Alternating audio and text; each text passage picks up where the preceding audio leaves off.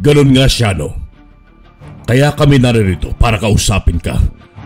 Umaasa akong makikipagtulungan ka sa amin. Kung iyan ang pinunta nyo rito, wala kayong mapapalang maglolo. Hindi ko akalain na may dayang mga albularyo sa aming baryo. Ngunit hindi ibig sabihin nun ay matatakot na ako sa inyo. Huwag ka nang mag-aksaya ng panahon, aswang. Dahil kahit anong gawin mo, hindi na matutuloy ang plano mo. Hindi mo makukuha ang mag-ina. Ang pagmamahal ng ama ang isa sa mga bagay na hindi matutumbasan ng anumang material na bagay sa mundo. Handang gawin lahat ng isang ama, kahit nabuhay ang kapalit, maibigay lang ang kapayapaan sa buhay ng isang anak. Pero ang anak, hanggang saan ang kayang isugal, maipakita lang ang pagmamahal sa isang ama na walang ibang hangad kundi ang kaligtasan at kapayapaan. Magandang araw sa mga masugid nating tagapakinig sa Ang Mandalakbay Channel. Nawa ay nasa mabuti kayong kalagayan, lalo na sa inyo, Karene at Sir Froy. Itago niyo na lamang po ako sa pangalang Peter. Nasa 66 na taong gulang ako ngayon. Medyo mahina na ang tuhod, kaya libangan ko na lamang sa tuwing mag-isa ako sa bahay at walang ginagawa ay ang makinig sa inyong YouTube channel. Tinuruan kasi ako ng aking apo na siyang masugid ninyong tagapakinig nitong Ang Mandalakbay Channel. Kung kaya't naengganyo rin akong ipadala ang aking kwento upang maisabuhay rin ito, Karene, na siyang isang karangalan kung mangyari man. Ang kwentong aking ibabahagi sa inyo ay ang aking karanasan noon sa aking kabataan. Sa pagkakatanda ko, nasa 19 lamang ako noong taong 1977. Ang karanasan kong ibabahagi ay nangyari sa Capiz noong minsan ay dumayo kami roon ng aking lolo Conrad. Ngunit bago ko simulan ang lahat, ay magsisimula muna akong magkwento bago kami pumunta roon. Nakatira kami ng aking lolo Conrad sa probinsya ng Guimaras. Anak ako ni Nanay Elsie na siyang ikalawa niyang anak. Nakapag-asawa si Nanay ng taga Guimaras, kaya dinala niya si Lolo Conrad sa amin para alagaan at kupkupin. Dalawa lamang silang magkapatid ni Nanay Elsie at ni Tio Elias. Si Tio Elias ang panganay at nakapag-asawa siya na taga Capiz, kaya doon sila nakatira. Si Tio Elias lamang ang hindi kasundo ni Lolo Conrad. Galit si Tio Elias kay Lolo dahil isang albularyo si Lolo Conrad at antingero. Yun kasi ang dahilan kung bakit maagang namatay ang kanilang ina na si Lola Amanda. Sinisi ni Tio Elias si Lolo Conrad sa pagkamatay ni Lola Amanda. Kung hindi raw pinili ni Lolo Conrad na maging isang antingero at albularyo, ay hindi papatayin ng aswang si Lola Amanda. Mas pinili pa raw ni Lolo Conrad na sagipin ang iba kaysa sa asawa nito. Yun ang dahilan kung bakit simula noon ay kinamuhian na ni Tio Elias si Lolo Conrad. Sinumpa pa nito na kahit na kailan ay hindi niya ito tatawagin at ituturing na ama. Kaya naman, noong nagbinata si Tio Elias, ay naglayas ito sa kanilang lugar sa Iloilo. Labis na lungkot ang nadama noon ni Lolo Conrad. Kwento sa akin ni Nanay, si Nanay ay walang galit kay Lolo Conrad. Nauunawaan daw nito ang trabaho at tungkuling pinili ng kanilang ama. May pagkakataon lang daw talaga na hindi maiwasan na mangyari katulad ng nangyari kay Lola Amanda. Ako naman ay kinahiligan ko na rin ang sumama kay Lolo Conrad sa tuwing may pupuntahan siya para gamutin. Pero hindi niya ako sinasama kapag may kakalabanin siyang aswang. Masyado pa raw akong bata para doon. Pero hindi ako tumigil na mangarap na maging isa ring albularyo at antingero balang araw. Hanggang sa naging binata na ako, ay palagi na akong sumasama kay Lolo Conrad. Noong una, ay natakot pa ako kay Nanay Elsie na sabihin sa kanya na gusto kong maging katulad ni Lolo. Pero laking tuwa ko nang maluwag yung tanggapin ni Nanay Elsie at ni Tatay Edgar. Nakasuporta sila sa gusto kong tulungan si Lolo Conrad. Sinigurado naman ako noon ni Lolo Conrad kung seryoso ba talaga daw ako na sumunod sa kanyang yapak at tulungan siyang puksain ang kasamaan ng aming bayan. Tuwang-tuwa naman akong tumango sa kanya noon at sinagot ang kanyang tanong.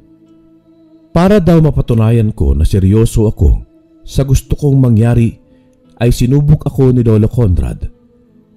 Sinubok niya ako pagdating sa aking pisikal na lakas, espiritual at kabutihang loob.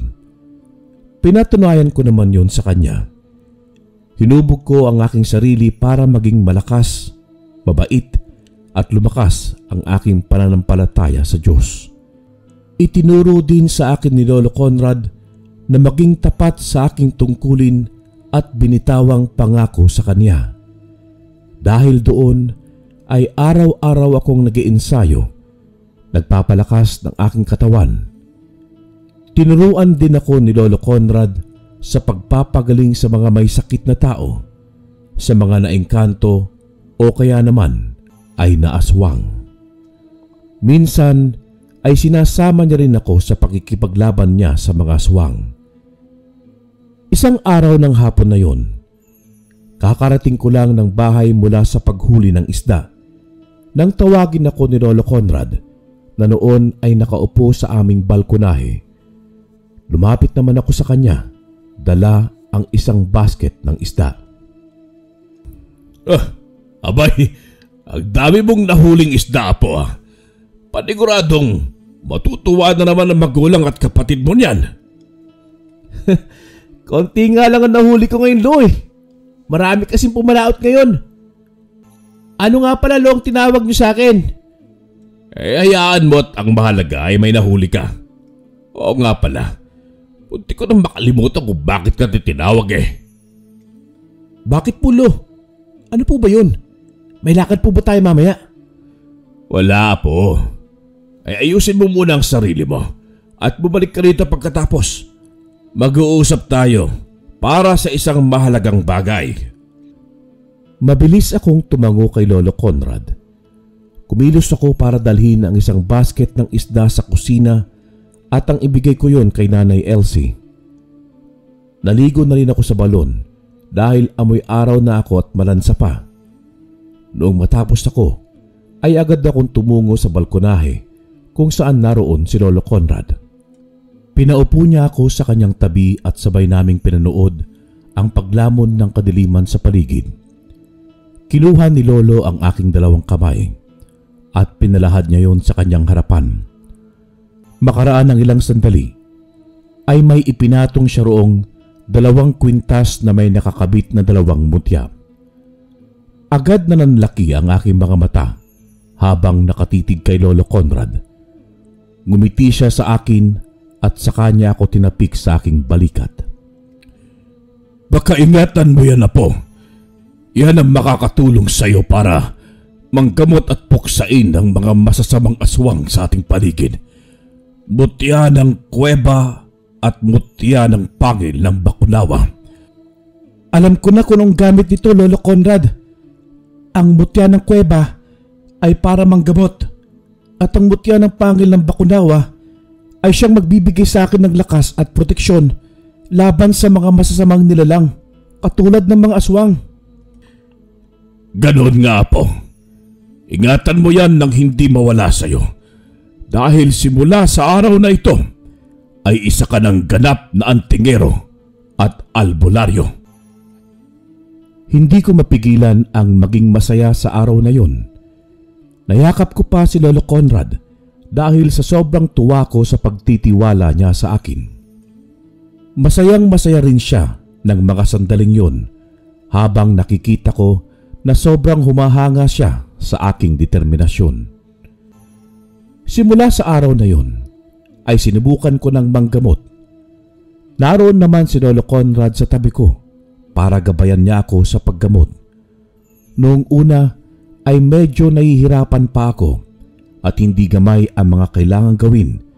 Kaya naman minsan ay tinatawag ko si Lolo Conrad para tulungan niya ako. Hindi naman niya ako pinabayaan at naroon siya para tignan ako at turuan. Maging sa pag-iensayo ay nakaagapay rin siya sa akin. Nang sabihin ko sa aking mga magulang ang pagiging isa kong ganap na antingero at albularyo, ay hindi na sila nagulat pa. Natuwa naman sila nanay at tatay para sa akin. Basta raw, hindi ko pababayaan at ipapahamak ang aking sarili. Nangako ko sa kanila tungkol sa bagay na yun. Isang araw noon, habang abala kami ni Lolo Conrad sa pagtatanim ng gulay sa aming bakuran, nang biglang dumating si Mang Kulas na humahangos. Hingal na hingal niyang sinabi sa amin na kailangan niya ng tulong namin dahil nagsusuka raw ang kanyang anak. Mabilis naman kaming kumilos ni Lolo Conrad. Hinanda namin ang mga bagay na kakailanganin namin sa panggagamot. Noong matapos kami, ay agad kaming sumama kay Mang Kulas. Habang binabagtas namin ang daan patungo sa kanila, ay panay ang kwento niya kung ano ang nangyari sa kanyang anak na si Miguel. Galing lang daw sa fiesta kahapon ang anak niya kasama ang mga kaibigan nito. Ginabi na raw ng uwi si Miguel. Pagdating daw ng mga bandang 12 ay sumakit daw ang tiyan nito. Pinagpawisan ito ng malagkit na hindi daw normal. Namutla raw si Miguel at dumadaing sa sobrang sakit ng tiyan. Bigla rin daw nawalan ng malay si Miguel at dumadaing sa sobrang sakit ng tiyan. Bigla rin daw nawalan ng malay ito. Labis daw na naligalig sila kaninang umaga pero hindi na raw nila naisip na tumungo sa amin at nawala raw sa kanilang isip. Nitong umaga raw ay sumusuka na si Miguel at mas lalong sumama ang pakiramdam nito. Habang nagkukwento si Mang Kulas ay hindi ko maiwasan ang mapaisip kung ano ang maaaring dahilan sa nangyari kay Miguel. Napatingin ako kay Lolo Conrad nang tapikin niya ako sa aking balikat at tanguan. Tumango rin ako sa kanya pabalik para iparating sa kanya na kaya naming gamutin si Miguel kung anuman ang sakit na dinaramdam nito. Lo, hindi po kaya naaswang ang anak ni Mang Kulas? Malalaman din natin yan mamaya kapag makarating na tayo sa kanila, apo. Napatingin ako sa bahay nila Mang Kulas nang makarating na kami sa kanila. May kung ano akong naramdaman na kakaibang enerhiya pagkatapak pa lamang ng aking paa sa kanilang bakuran. Kakaibang enerhiya ng kasamaan na noon ko lang din naramdaman. Hindi ko alam kung ako lang ang nakaramdam nun o maging si Lolo Conrad. Hindi ako kumibo at sumunod na lang ako sa kanilang dalawa ni Mang Kulas pero nanatili akong alerto. Pagdating namin sa balkonahe ng kanilang bahay ay narinig namin ang sigaw at daing ni Miguel habang tuloy-tuloy ang pagsuka nito. Agad kaming pumasok ni Lolo Conrad sa loob ng bahay ni Mang Kulas. Naabutan namin sa sala si Miguel na nagsusuka habang hinahagod naman ng kanyang ina ang kanyang likuran. Bumaling si Lolo Conrad kay Mang Kulas at sa asawa nito. Sinabihan sila ni Lolo na lumabas na muna ang mga ito at hayaan kami ni Lolo Conrad na tingnan si Miguel.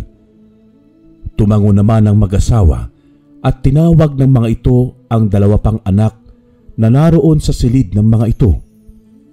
Noong tuluyan nang nakalabas ang buong pamilya ni Miguel, ay nagsimula na rin kami ni Lolo Conrad sa panggagamot. Naglagay ako ng tubig sa malaking palanggana. Nilagyan ko yon ng asin bago ako bumalik sa sala at ipatong yun sa mesa. Kumuha naman ng langis si Lolo Conrad kung saan dinadasalan namin yun tuwing orasyon. May nakalagay roong iba't ibang dahon na siyang dadasalan na namin ni Lolo para maging mas epektibo sa paggamot. Kumuha ako ng puting kandila mula sa bayong na dala namin ni Lolo Conrad. Tinanguan ako ni Lolo Conrad. Sinabihan niya ako na ako na ang bahala kay Miguel. Yun na rin daw ang oras para magampanan at mapatunayan ko ang aking sarili bilang isang albularyo. Itinaas ko ang aking dalawang kamay sa ere. Lumapit ako kay Miguel at pinaikot ko sa kanyang ulo ang itlog at maging ang kandila na aking hawak. Ipinikit ko ang aking mga mata at nagpatuloy ako sa pagdarasal. Sinasabayan din ako ni Lolo Conrad habang naglilibot din siya sa kinauupuan ni Miguel. Matapos ang ritual, ay lumapit ako sa palanggana na may tubig na may asin. Binasag ko ang itlog.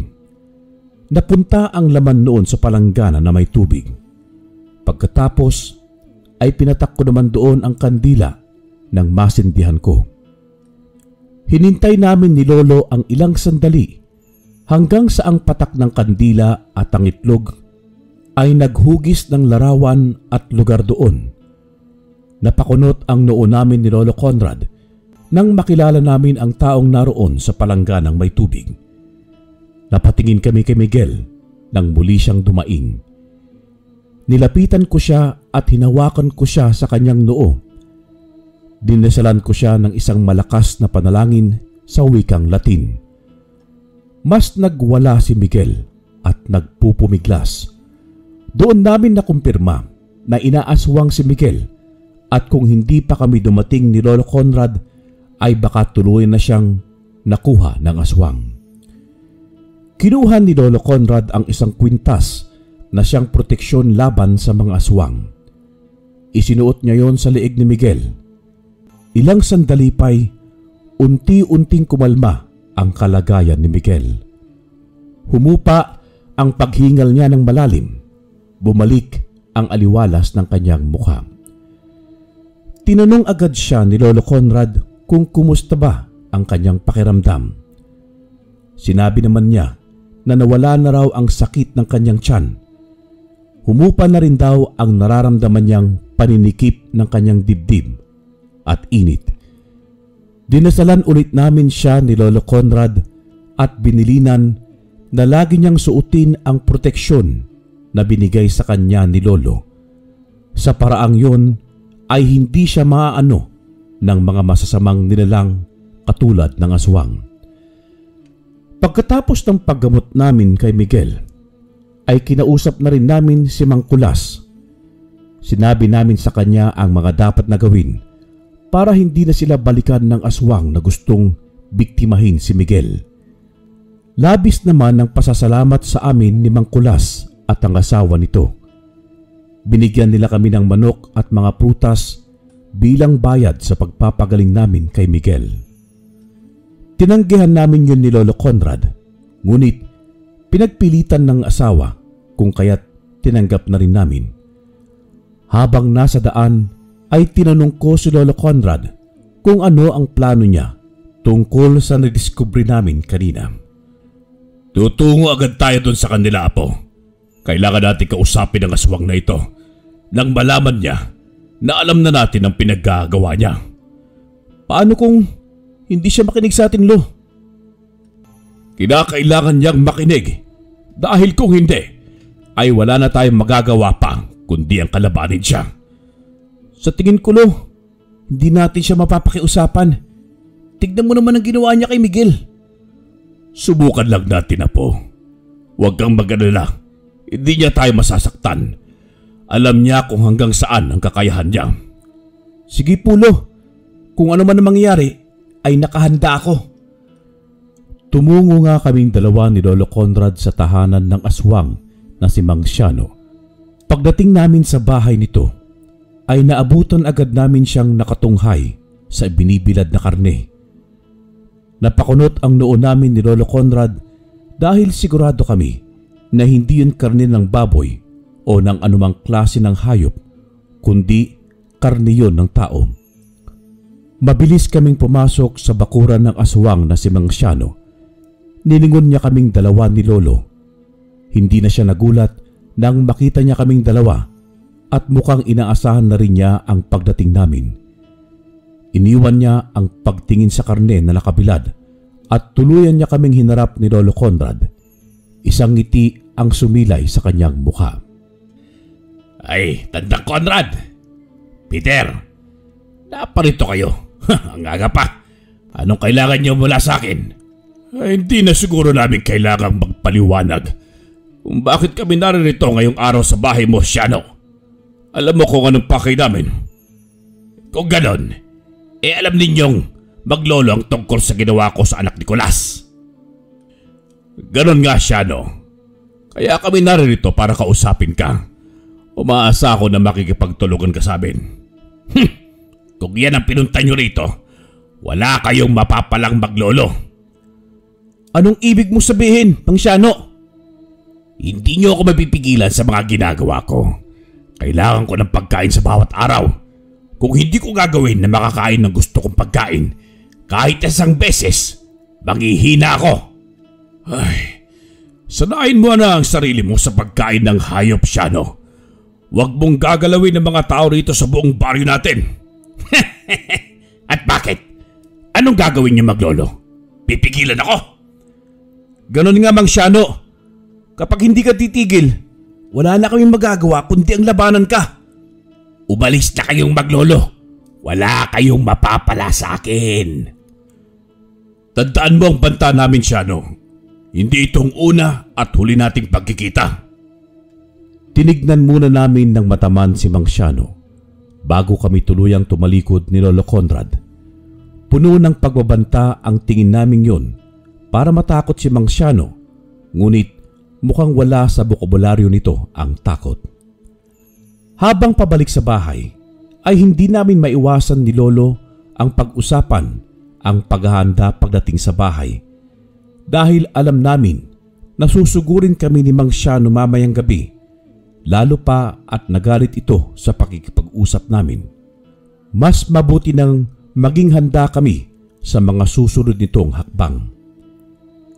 Hindi na namin lubos na inaalala ang kapakanan nila nanay at tatay at ng aking mga kapatid dahil nabigyan na namin sila ng proteksyon laban sa mga masasamang nilalang. Ang inaalala namin ni Lolo Conrad ay ang pagsugod ni Mang Siano. Alam namin na wala itong pakialam, lalo pa at pinakailaman na namin ang kanyang plano. Pagdating sa bahay, ay naglagay na kami agad ni Lolo Conrad ng proteksyon laban sa aswang. Naglagay kami ng asin, bawang, dahon ng gabi, buntot ng pagi at ilan pang pangontra sa aswang sa bawat sulok ng aming bahay. Sinabi rin namin kina Nanay Elsie na mag-iingat at huwag silang papagabi sa daan. Pagsapit ng dilim ay nasa bahay na ang lahat. Naghapunan na kami noon pero nakabatsyag pa rin kami ni Lolo Conrad sa buong paligid. Alam namin na kahit anong oras ay may nagbabantang kapahamakan sa aming lahat. Noong matapos kaming maghapunan ay dumating na nga ang inaasahan namin ni Lolo Conrad. Sinabihan namin sina Nanay Elsie na mag-iingat at magdasal sa loob. Sinabihan din namin sila na huwag lalabas ng bahay kahit na anong mangyari.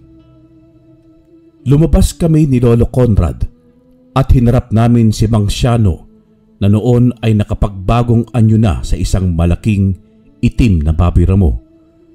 Mabilis itong sumugod sa amin na para bang hindi na makapaghintay na patayin niya kami ni Lolo Conrad. Ngunit agad din kaming kumilos ni Lolo at iniwasan ang atake nito. Mabilis kumilos si Mang Siano pero nababasa na rin namin ang kanyang galaw. Sinabuyan ko ng asin ang aswang na si Mang Siano dahilan para mapatigil ito sa pagsugod sa amin. Kinuha yung pagkakataon ni Lolo Conrad para itapal niya sa noo ang banal na krus. Malakas akong nagdasal ng Latin at sinabayan naman ako ni Lolo Conrad. Patuloy kami sa pagdarasal habang unti-unti kong sinasaboy ang asin na may tubig kay Mangsiano. Rinig na rinig namin ang pagtangis nito dahil sa ginagawa namin ni Lolo Conrad. Nagpumilit itong manlaban pero wala na siyang nagawa pa dahil nangihina na siya. Makalipas ang ilang sandali ay bumalik sa taong anyo si Mangsiano.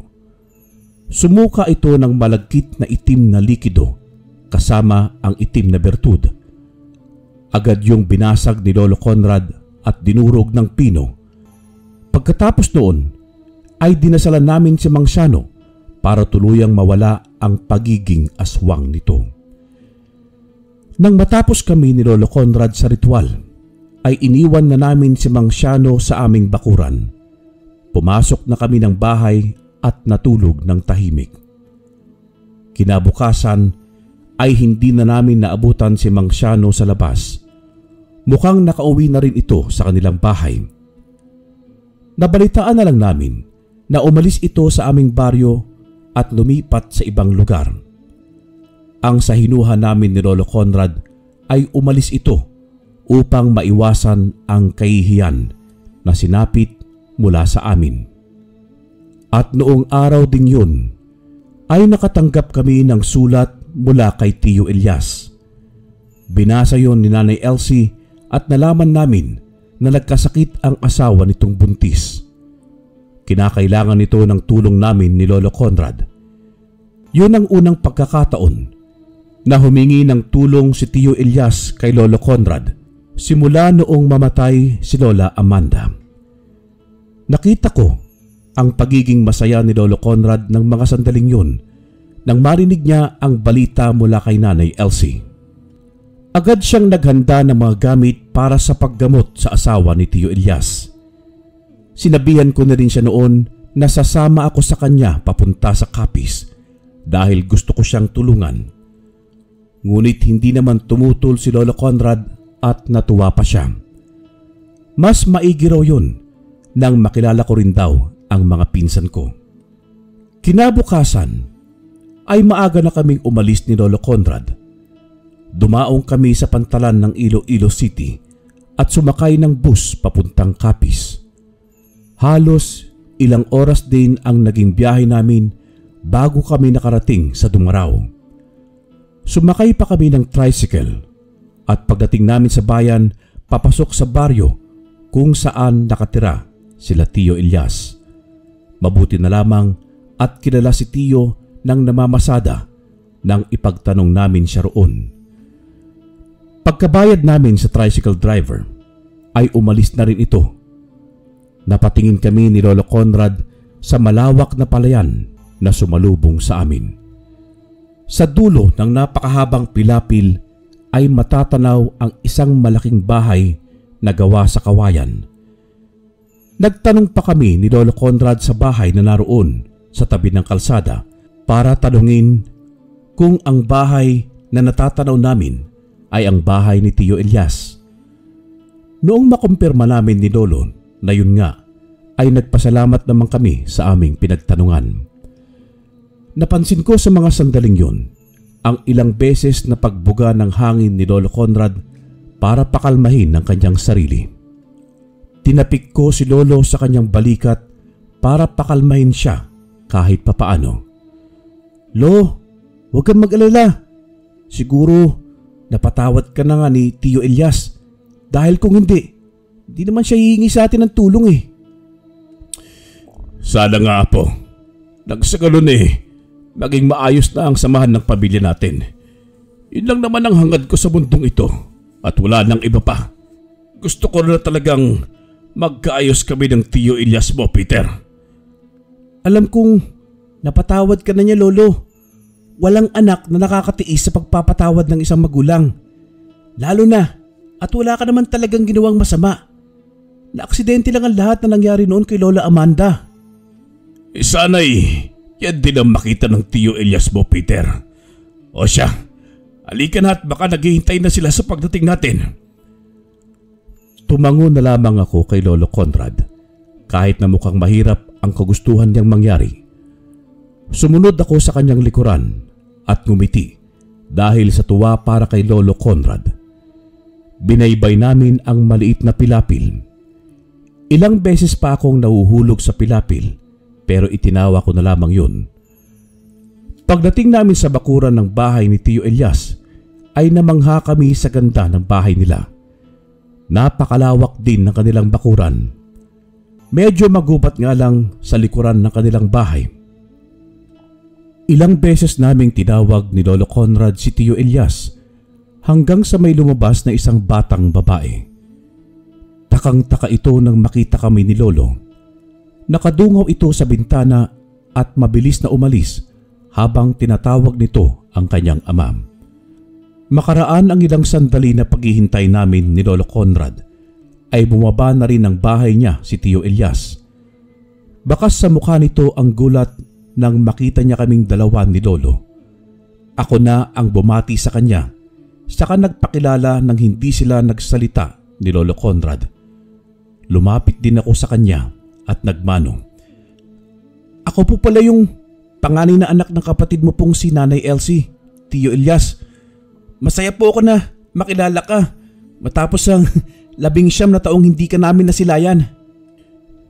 Napakalaki mo na pala. Sayang at hindi mo makikilala ang panganay ko ring anak na si Ninya. Nasa Iloilo kasi siya at doon nag-aaral.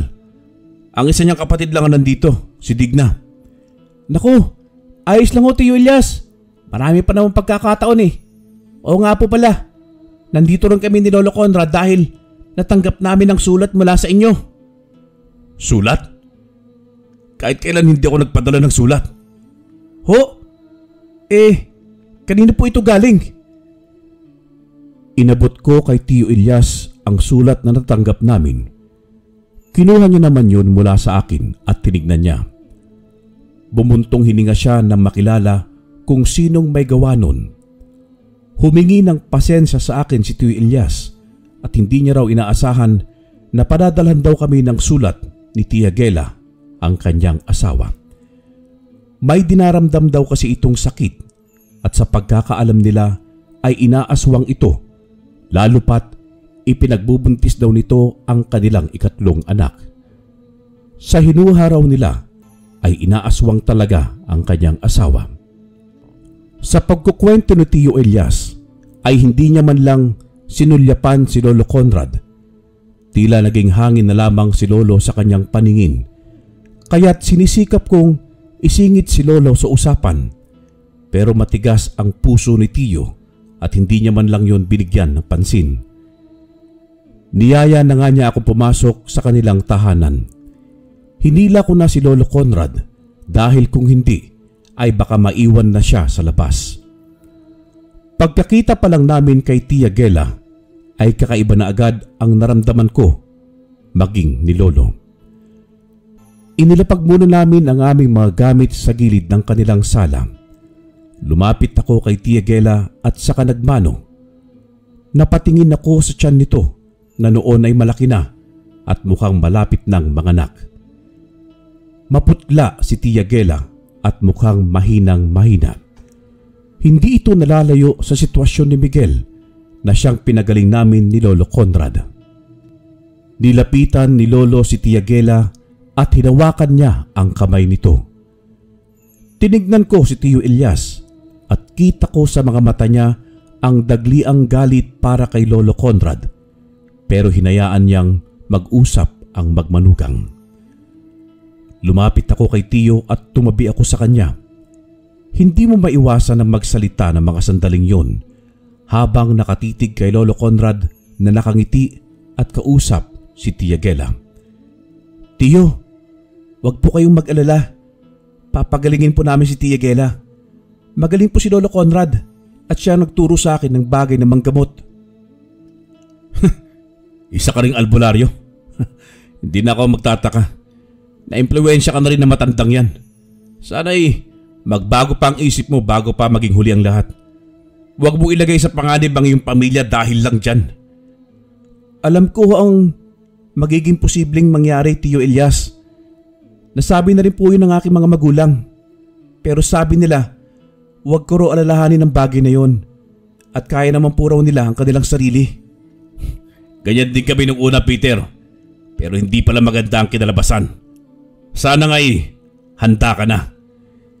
Salamat po, Tio Elias, sa paalala. Hindi na lamang ako kumibo sa sinabing yon ni Tio Elias. Tumango na lamang ako sa kanya. Noon ay kinausap na rin namin si Tia Gela sa mga posible naming gawin para sa kanya. Nalaman ko rin na siya pala ang nagpadala ng sulat para humingi ng tulong kay Lolo Conrad. Natutuwa siya na makilala kami ni Lolo at hindi niya raw inaasahan na sa ganong pagkakataon pa raw kami magkikita-kita. Pagkatapos ng pag-uusap ay tinawag ni Tia Gela si Tio Elias para kausapin ito. Si Lolo Conrad naman ay tumungo sa balkonahe para magpahangin at hindi marinig ang pag-uusap ng mag-asawa. Sumunod naman ako sa kanya at tinapik siya sa kanyang balikat. Makaraan ang ilang sandali ay tinawag ako ni Tio Elias. Itinuro niya sa akin ang magiging silid namin ni Lolo Conrad.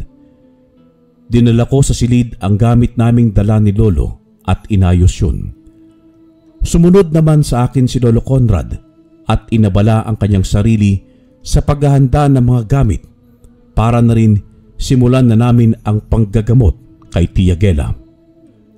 Ngunit natigilan din kami nang malaman naming Lunes pala ang araw na yon at hindi Biyernes o Martes. Binigyan na lang muna namin ng proteksyon si Tia Gela para hindi na ito malapitan ng aswang tuwing gabi. Dinasalan na lang muna namin si Tia Gela upang mawala ang kung anumang nararamdaman nito sa katawan. Dulot ng aswang na inuunti-unti siyang kunin. Noong matapos ay gumawa ako ng isang proteksyon para kina Tio Elias at sa anak nitong si Ninya. Naglagay ako sa maliit na plastik ng bawang, asin at saka bala ng baril na nagamit na. Ibinigay ko yon kay Tio Elias. Tio Elias, makakatulong po yan para hindi kayo magalaw ng aswang. Tuwing gabi kasi siya naririto at balak kunin ang anak niyo ni Tia Gela. Salamat, pamangkin. Hindi ba na ako lubusang naniniwala rito? Ay kakapitan ko na. Wala naman pong mawawala kung paniniwalaan mo, Tio Elias. Oo nga po pala, bukas po namin gagawin ng ritual para maging mas epektibo. Kinakailangan na Martes o kaya ay Biyernes ang paggamot. Kapag po kasi Lunes, baka hindi gumana. Nauunawaan ko, Peter. Maraming salamat. Huminga ako ng malalim habang nagdadalawang isip ng mga sandaling yun kung itutuloy ko ba ang binabalak kong pakikipag-usap kay Tio Elias. Isa lamang akong pamangkin at ayaw ko sanang panghimasukan ang problema na namamagitan kina Tio Elias at Lolo Conrad. Ngunit hindi ko na rin matiis ang mga nakikita kong pakikitungo nila sa isa't isa. Naaawa na rin ako kay Lolo Conrad sa tuwing nasasaktan siyang hindi kinakausap ni Tio Elias at parang hangin na lamang dinadaanan siya. Kumuyom ang kamay ko para palakasin ang aking loob. Humugot ako ng isang malalim na hininga. Tio Elias, pwede po ba kitang makausap tungkol sa isang bagay? Oo naman, pamangkin. Tungkol saan ba yan? Tungkol po sa inyo ni Lolo Conrad, Tio. Alam mo po bang sobrang tuwa niya nung matanggap niya ang sulat? Labis po ang pananabik niya makita kayo at makausap. Gusto niya rin pong matulungan si Tia Gela. Walang araw na hindi po kayo iniisip at inaalala. Kung pakikiusapan mo lang ako na patawarin siya, yan ang hindi ko pa kayang ibigay, Peter.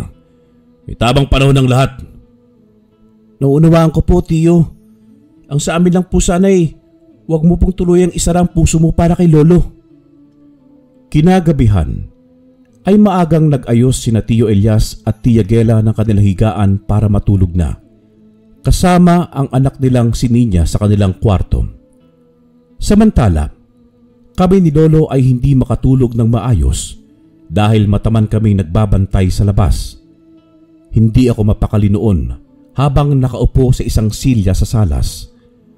Nakapatay na ang buong ilaw sa loob at tanging sinag na lamang ng buwan ang tumatago sa dingding na kawayan ng bahay.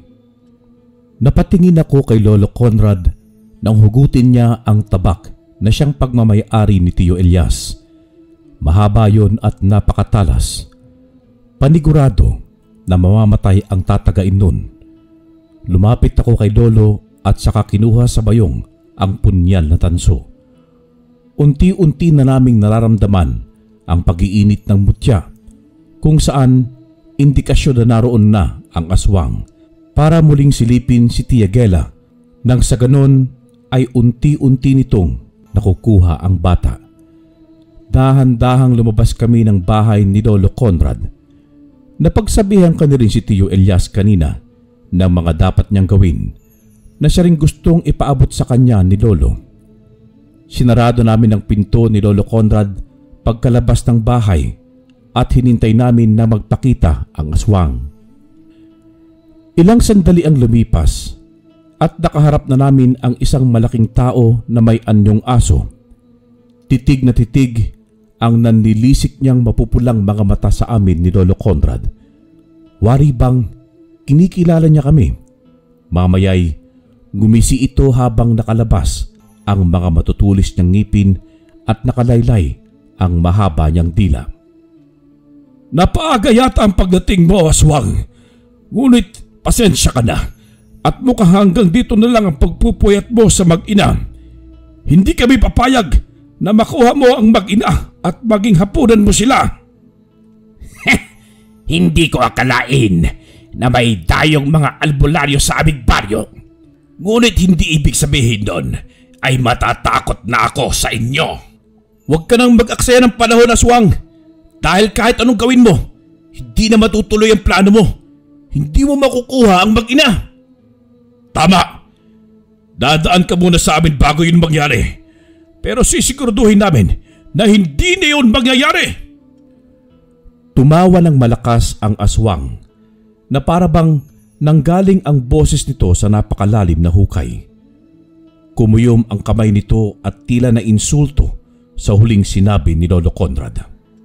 Huwag kayong pakampanting dalawa. Baka nakakalimutan yung nasa teritoryo ko kayo. Dayo lamang kayo rito kaya hindi niyo ako kilala. Kahit sino ka bang aswang ka, wala akong pakialam.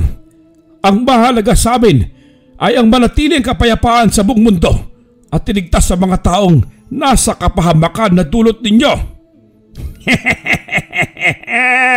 Mayabang katanda. Kaano-ano mo ba ang taong pinoprotektahan mo? Wala ka na ron. Responsibilidad namin ng apo ko na protektahan sila mula sa kasamaan mo. Maglolong antingero na albularyo. Hindi na ako magtataka pa. Mukhang naglakbay pa kayo para lamang matulungan ang mga taong nasa loob ng bahay na yan. Sino ba naman ang mag-aaksaya ng panahon para lamang bubiyahe ng malayo para protektahan sila? Pamilya man namin o hindi, kapag nangangailangan ng tulong ay tutulungan namin. Kahit gaano pa ito kalapit o kalayo. Matapang. Gusto ko ang katapangan ninyong maglolo. Pinapalakas pa ako lalo para labanan kayo. Nakakasiya! Humigpit ang pagkakahawak ko sa aking punyal na hawak. Unti-unti na rin akong nagdarasal noon sa aking isipan habang pinapakiramdaman ko ang aswang sa aming harapan ni Lolo Conrad. Malakas ang enerhiyang nagmumula sa katawan nito at alam ko sa mga sandaling yon na hindi ito madaling kalabanin. Ayon sa pisikal nitong itsura at lakas ng enerhiya, ay malakas ito at mukhang isang gabunan. Hinawakan ko ang mutya ng pangil ng bakunawa noong nagsimula ng kumilos ang aswang.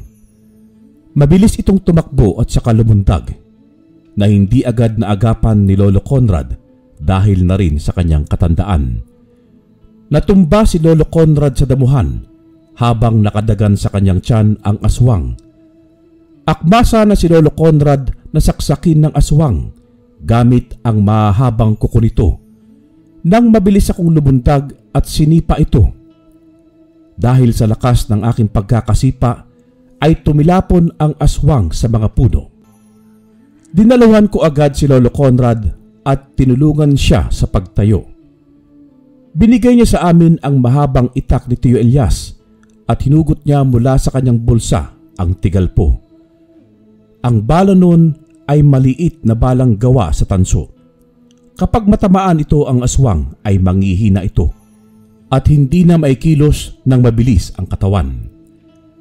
Nagplano kaming dalawa ni Lolo na ako ang susugod sa aswang at yun naman ang pagkakataon na sasamantalahin ni Lolo Conrad para tigalpuhin ang aswang sa likuran nito. Pumayag ako sa gustong mangyari ni Lolo Conrad. Iniwan ko siya sa kanyang kinatatayuan at agad akong lumapit sa aswang na noon ay pasugod na rin sa aking pwesto. Lumukso ako at para akong isang bakunawa na lumipad sa ere habang sumisigaw. Hinanda ko ang tabak na aking hawak at handa nang tagain ang aswang. Sa pagkakadantay ko ng tabak sa braso nito ay naputol agad yun. Labis ang sigaw ng aswang habang iniinda ang sakit na dulot ng pagputol sa braso nito. Nagawa pa ako nitong hampasin ng malakas sa aking tagiliran, dahilan para mapasubsob ako sa lupa. Nabitawan ko rin ang tabak na aking hawak. Natanaw ko si Lolo Conrad na palapit sa likuran ng aswang habang nagsisigaw ito at hawak-hawak ang naputol na braso. Nang gagalaiti sa galit ang aswang na nakatingin sa akin, ngumisi ako sa kanya na mas lalo lamang siyang nainis sa amin at nagalit. Napansin ko na rin doon ang pagiging seryoso ni Lolo Conrad. Agad niyang tinagalpo ang leeg ng aswang ng 3 beses. Napahawak ang aswang sa kanyang leeg at nanlalaki ang mga mata nitong napalingon kay Lolo Conrad. Ngunit hindi ko inaasahan ang malakas na pagkakahampas nito kay Lolo, dahilan para tumilapon si Lolo sa mga punong kahoy. Narinig kong umubo ng malakas si Lolo nang bumagsak siya sa lupa. Nilingon ako ng aswang saka siyang gumisi. Isang makahulugang ngisi ang ibinigay niya sa akin na para bang pinarating niya na nagkamali ako ng kinalaban. Tumayo ako mula sa pagkakasalampak ko sa damuhan at pinulot ang tabak. Mabilis na kumilos ang aswang at sa isang iglap ay nakarating na siya agad sa harapan ni Lolo Conrad. Sinakal niya si Lolo na noon ay nangihina na. Nanlilisik ang aking mga mata nang sumigaw si Lolo nang ibaon ng aswang ang mga kuko nito sa kanyang leeg. Bitiwan mo si Lolo! Tayong magharap na dalawa! Ako muna ang harapin mo bago si Lolo Conrad! Gusto ko yan! Palaban! Walang pagdadalawang isip na gusto kong makalaban at patumbahin. Gusto ko ang katapangan at determinasyon mo, bata. Wala akong panahon makipagdiskusyon sa'yo. Bitiwan mo si Lolo. Sige, sabi mo eh. Mabilis niyang binalibag si Lolo sa may kakahuyan. Napasigaw ako ng malakas nang marinig ko ang pagdaing ni Lolo Conrad. Lumundag ako sa ere habang nakaumang ang kanan kong kamay kung nasaan ang aking hawak na tabak. Mukhang natunugan naman yun ng aswang kaya nagmamadali siyang kumilos. Nabiyak ang lupa nang tumama ang aking hawak na tabak sa lupa. Naglikha pa yon ng malakas na hangin na para bang galing sa isang malakas na buga ng bakunawa. Hinarap ko muli ang aswang na noon ay nanggagalaiti na sa takot ang mukha. Hindi marahil nito inaasahan ang lakas kong taglay sa tulong ng mutya ng pangil ng bakunawa. Napatingin ako kay Lolo Conrad nang maramdaman ko siyang kumilos sa kakahuyan. Narinig ko rin siyang nagdasal ng isang Latin. Papalabas yun ng mutya. Makalipas ang ilang sandali ay parang hangin na dumaan sa aming harapan si Lolo Conrad at tumungo siya sa aswang na noon ay puno ng pagtataka. Natagpuan ko na lamang naputol na ang isa pang braso ng aswang na mas ikinagalit nito. Mga walang iya kayo! Pagbabayaran niyo ginawa niyo itong sa akin! Pagbabayaran ka rin namin, aswang!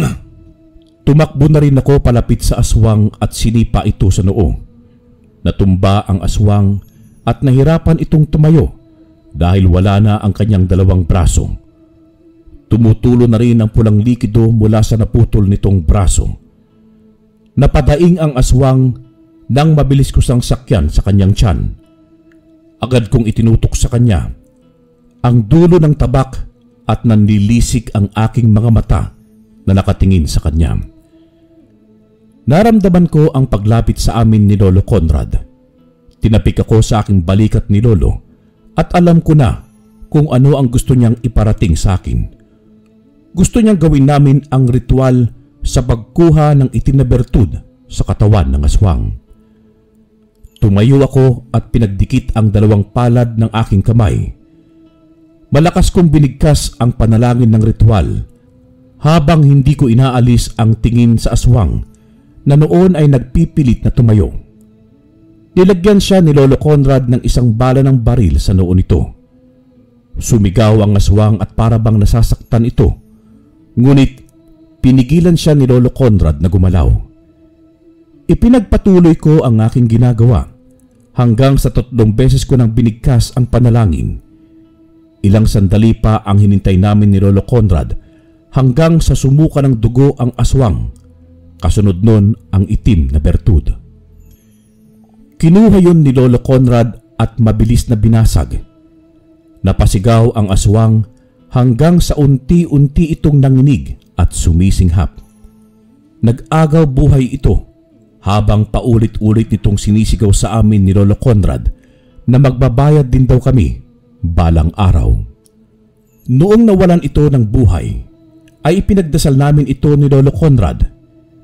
Sinunog din namin ang katawan nito na isang huwad na tao. Pagkatapos noon ay sinabuyan namin ito ng banal na tubig at asin. Noong matapos na kaming dalawa ni Lolo Conrad, ay tinapik niya ako sa aking balikat. Saka ako inakbayan. Napangiti ako kay Lolo Conrad at ang hiling ko sa mga sandaling yon ay magkasundo na sila ni Tio Elias. Natapos na rin, Lo. Sana po'y maging maayos na ang lahat pagkatapos nito. Sana nga, Apo. Ibibigyan din natin ng proteksyon ng pamilya ng Tio Elias mo para hindi sila mabalikan ng ibang aswang. Tama po yan, Lo. Tara na po sa loob. Nang makapasok na kami sa bahay ni Lolo Conrad, ay agad na kaming tumungo sa silid para magpahinga. Tiningnan pa muna ni Lolo Conrad ang magpamilya sa kabilang silid para siguraduhin na nasa mabuting kalagayan ng mga ito. Kinabukasan ay ginagawa na nga namin ang ritual sa paggamot kay Tia Gela. Nahirapan pa kaming dalawa ni Lolo Conrad dahil masyadong malakas ang iniwang galit ng aswang na nakalaban namin kagabi. Pero napagtagumpayan naman naming alisin ang nilalang na siyang sugo ng aswang. Napaalis namin ito at napatay sa pamamagitan ng dasal at ritual. Noong matapos kami, ay nakaramdam ng kaginhawaan si Tia Gela. Labis ang pasasalamat sa amin ni Lolo Conrad dahil sa aming tulong. Nabigyan din namin sila ng proteksyon.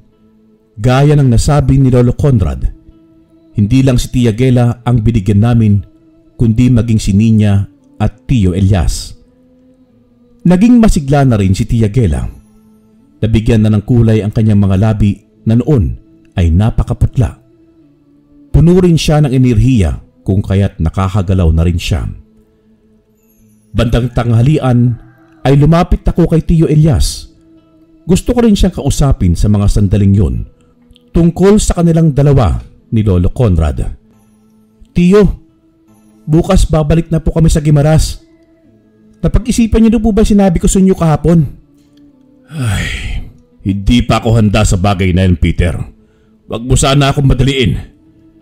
Sana nga po, hindi nyo tuluyang isara ang puso ninyo sa pagtanggap kay Lolo. Hindi naman po niya ginusto ang mangyari kay Lola Amanda.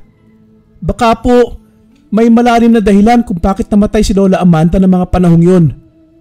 Bakit hindi kayo magtanong kay Lolo Conrad nang maliwanagan kayo? Sigurado po ako na hindi lang ikaw nasaktan sa pagkamatay ni Lola Amanda. Kung mayroong mang labis na nasaktan, ay siguradong si Lolo po yun.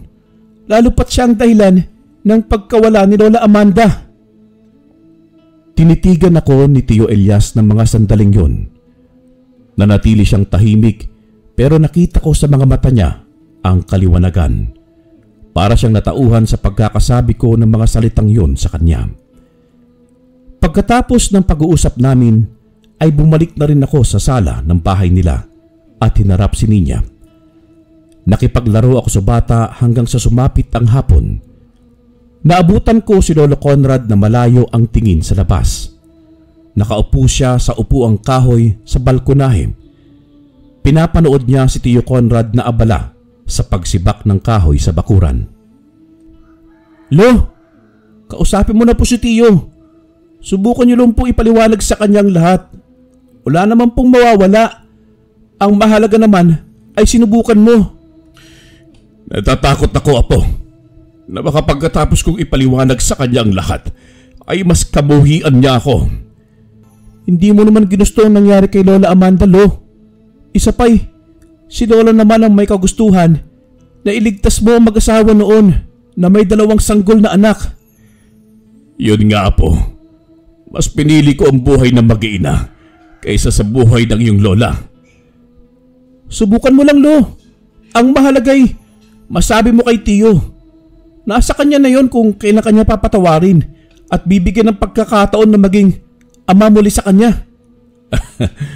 Parang ang tanda mo na magsalita. Saan mo pa natutunan yan, ha? Saan pa ba, Lo? Eh di sa'yo. Napatawa na lamang si Lolo Conrad sa akin. Humugot siya ng malalim na hininga bago siya tumayo mula sa kanyang kinatatayuan. Inayos niya ang kanyang sarili bago siya bumaba ng hagdan patungo kay Tio Elias. Ngumiti ako sa kanilang dalawa bago ako pumasok sa loob ng bahay para kausapin si Tia Gela. Sinabi ko kay Tia ang tagpong nagaganap sa labas. Sobrang tuwa naman ni Tia at ang hiling niya ay sana'y magkaayos na ang mag-ama. Tinulungan ko na lamang silang dalawa noon ni Ninya na magluto ng turon bilang merienda namin sa hapon na yun. Habang kumakain kami ng turon, ay nanatiling tahimik sina Lolo Conrad at Tio Elias. Mukhang hindi pa sila nagkakamabutihang dalawa. Hindi na rin ako nagtanong bilang respeto kay Lolo Conrad at Tio Elias. Kinabukasan ay nagpaalam na rin kami kay Tia Gela at Ninya. Maagang umalis noon si Tio Elias para tumungo sa palayan nito. Pero alam ko sa mga sandaling yun na umiiwas lamang ito sa pag-alis naming dalawa ni Lolo Conrad. Naghintay pa kami ni Lolo ng ilang minuto hanggang sa dumating ang tricycle na sasakyan namin patungong bayan. Bakas sa mukha ni Lolo Conrad ang kalungkutan sa kanyang mukha na mga sandaling yun. Naging matamlay si Lolo hanggang sa makabalik na kaming dalawa sa Guimaras. Simula noong nakauwi kami mula sa Capiz ay palagi na rin siyang sinusumpong na kanyang sakit na alta presyon. Hindi na rin siya kumakain ng marami at laging wala siyang gana. Sa hinuha ko ay masyado niyang dinamdam ang hindi pagtanggap sa kanya ni Tio Elias. Labis din ang pag-aalala namin noon sa kanya at sinubukan namin siyang kausapin na magpalakas para sa amin. Hanggang sa tuluyan na ngang humina si Lolo Conrad at nakaratay na lamang siya sa banig. Lumipas ang ilang buwan ay tumungo sila Tio Elias sa Guimaras para kay Lolo Conrad. Doon ay nagkaroon ng pagkakataong nagkaayos ang ama at nagkapatawaran. Hindi nagtagal ng 1 linggo ay tuluyan nang namaalam sa amin si Lolo Conrad. Kahit pa malungkot ako sa pagkawala niya, ay masaya naman ako dahil ang huling-hiling niyang magkaayos sila ni Tio Elias ay natupad din bago siya pumanaw. Nang mawala si Lolo Conrad ay ako na ang nagpatuloy sa kanyang gawain at tungkulin bilang isang albularyo at antingero. Hanggang dito na lamang po at maraming salamat sa pakikinig ng aking kwento. Wakas.